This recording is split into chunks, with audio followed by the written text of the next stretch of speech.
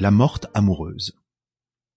Une nouvelle de Théophile Gautier, une production de la Compagnie du Savoir, interprétation de Frédéric Chevaux, réalisation Patrick Martinez-Bournin. Vous me demandez, frère, si j'ai aimé ? Oui. C'est une histoire singulière et terrible. Et quoique j'ai 66 ans, j'ose à peine remuer la cendre de ce souvenir.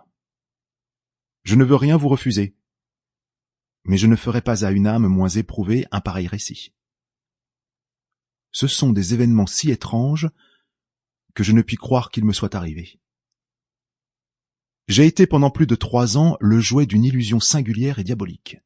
Moi, pauvre prêtre de campagne, j'ai mené en rêve toutes les nuits, Dieu veuille que ce soit un rêve, une vie de damné, une vie de mondain et de sardanapale. Un seul regard trop plein de complaisance jeté sur une femme pensa causer la perte de mon âme.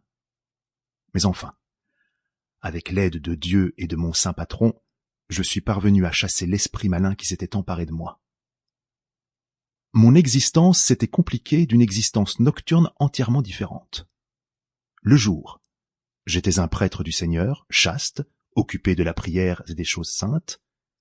La nuit, dès que j'avais fermé les yeux, je devenais un jeune seigneur, fin connaisseur en femmes, en chiens et en chevaux, jouant aux dés, buvant et blasphémant.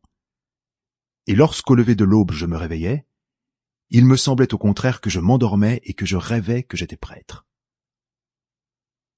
De cette vie somnambulique, il m'est resté des souvenirs d'objets et de mots dont je ne puis pas me défendre. Et quoique je ne sois jamais sorti des murs de mon presbytère, on dirait plutôt, à m'entendre, un homme ayant usé de tout et revenu du monde, qui est entré en religion et qui veut finir dans le sein de Dieu des jours trop agités, qu'un humble séminariste qui a vieilli dans une cure ignorée, au fond d'un bois et sans aucun rapport avec les choses du siècle. Oui, j'ai aimé comme personne au monde n'a aimé, d'un amour insensé et furieux, si violent que je suis étonné qu'il n'ait pas fait éclater mon cœur. Ah, quelle nuit! Quelle nuit!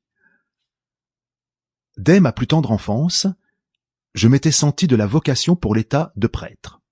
Aussi, toutes mes études furent-elles dirigées dans ce sens-là, et ma vie, jusqu'à 24 ans, ne fut-elle qu'un long noviciat. Ma théologie achevée, je passai successivement par tous les petits ordres, et mes supérieurs me jugèrent digne, malgré ma grande jeunesse, de franchir le dernier et redoutable degré. Le jour de mon ordination fut fixé à la semaine de Pâques. Je n'étais jamais allé dans le monde. Le monde, c'était pour moi l'enclos du collège et du séminaire.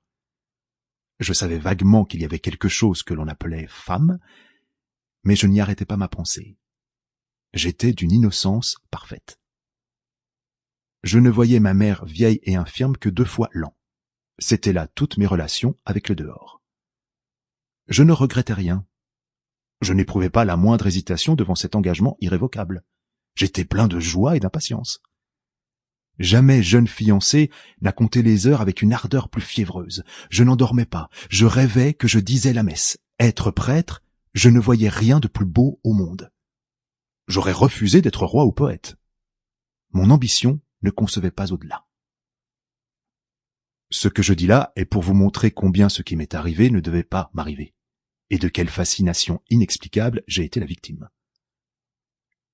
Le grand jour venu, je marchais à l'église d'un pas si léger qu'il me semblait que je fusse soutenu en l'air ou que j'eusse des ailes aux épaules.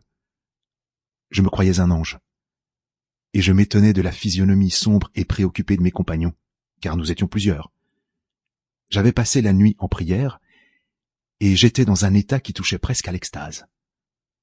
L'évêque, vieillard vénérable, me paraissait Dieu le Père penché sur son éternité, et je voyais... Sample complete. Ready to continue?